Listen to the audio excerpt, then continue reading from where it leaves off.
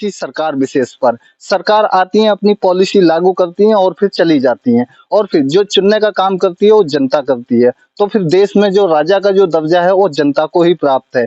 लेकिन इन साहब का क्या, ये साहब डायरेक्ट आदित्यनाथ योगी और मोदी जी से गुहार लगा रहे हैं कि देखिए आप हमारे राजा हैं और फिर आपको जैसे हम बोल रहे हैं आप वैसा ही कीजिए। तृतीय व्यक्ति के घर में पशु बांध दीजिए जो कि छुट्टा पशु घूम रहे हैं। हालांकि इन्हों का बयान बहुत ही हास्यप्रद है। आगे ही इन्होंने कहा है कि किसान निधि योजना का लाभ मत दीजिए, जो किसान पैसा ले रहे हैं उनको पैसा देना बंद कर दीजिए। वहीं पर इन्होंने एक कहा है कि कहीं तक राशन पानी इन्हों का बंद कर दीजिए।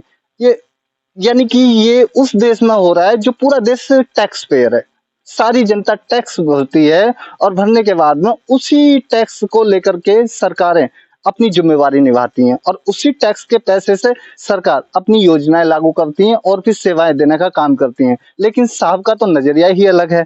वहीं पर मैं बात करूं कि इससे पहले सरकारें तो बहुत आई, लेकिन इस सरकार को लेकर के लोगों का नजरिया बदल गया है। लोग सोच रहे हैं कि कॉन्स्टिट्यूशन ही बदल गया है, प्रक्रिया ही बदल गई है। इस पर आपकी क्या राय है वो हमें कमेंट बॉक्स में जरूर दीजिए।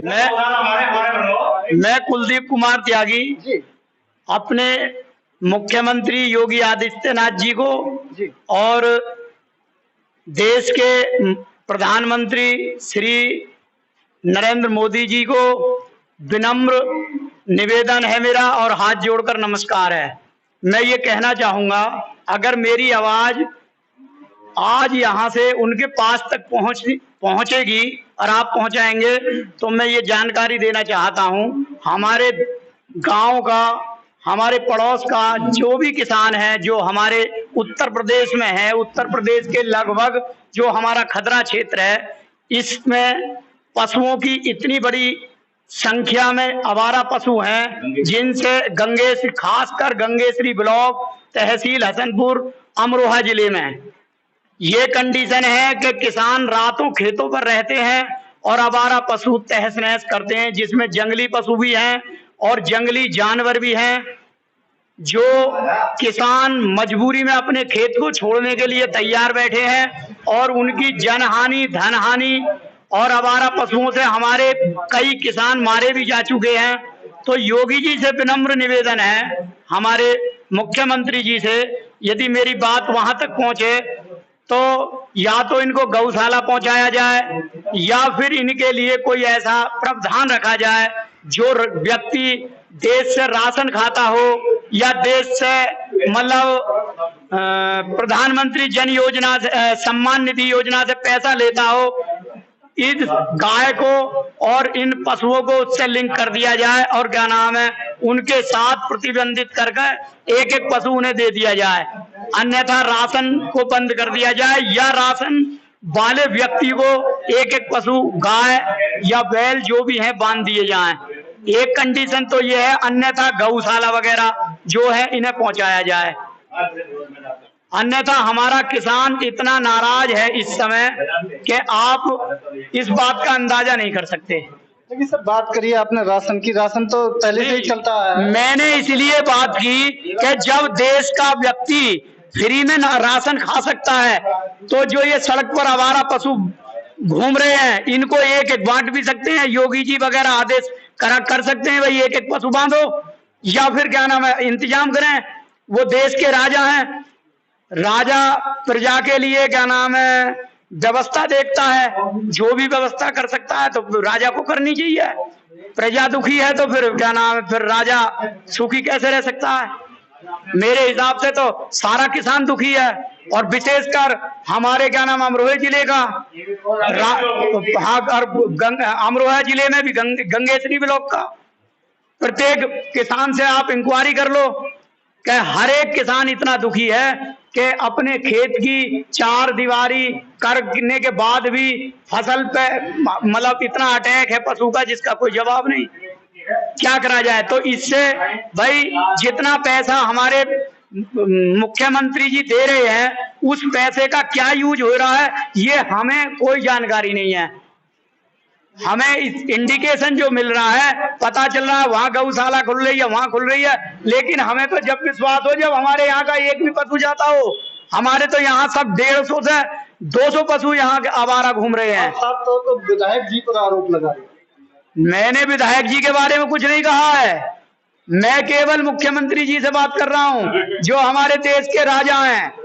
लेकिन आपकी समस्या के लिए, हाँ, मेरी समस्या, मेरा देखिए, मेरा केवल अपने एक बड़े राजा से आदेश, मतलब क्या नाम, विनम्र निवेदन है, क्या मेरा किसी भी क्या नाम है से नहीं है।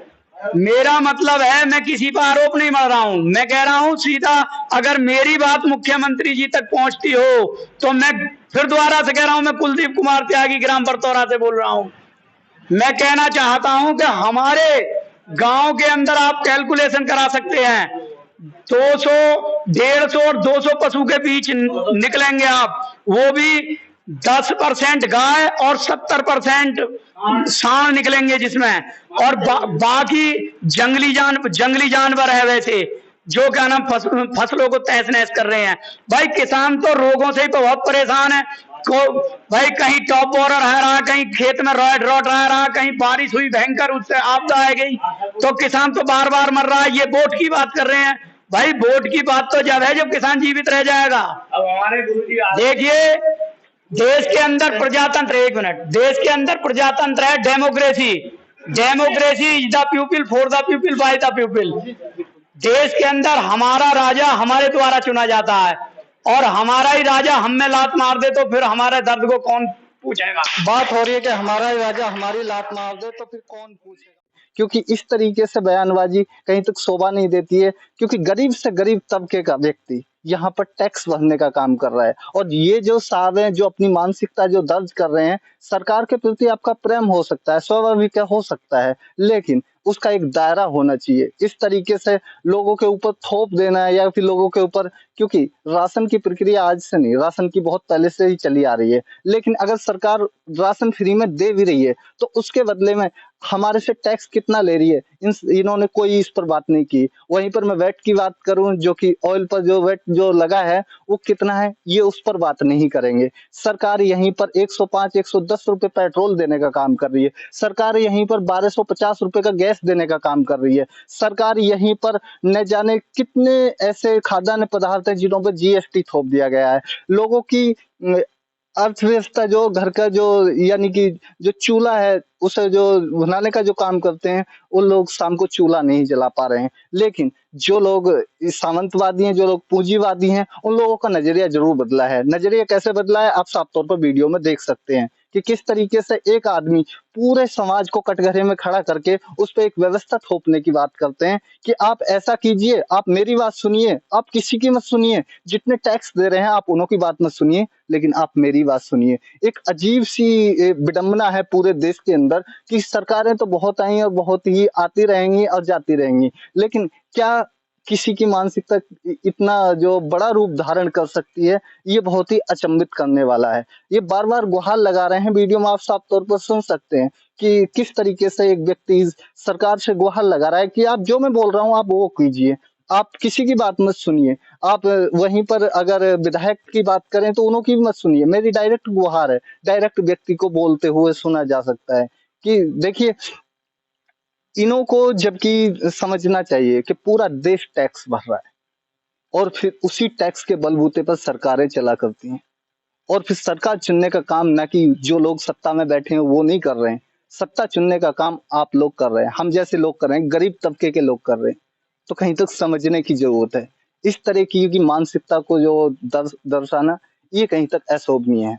वहीं पर आप साफ तौर पर सुन सकते हैं। और आपको अगर वीडियो अच्छा लगे तो इसमें कमेंट में हमारे को राय जरूर दीजिए कि आपकी क्या है प्रतिक्रिया, हमें इंतजार रहेगा।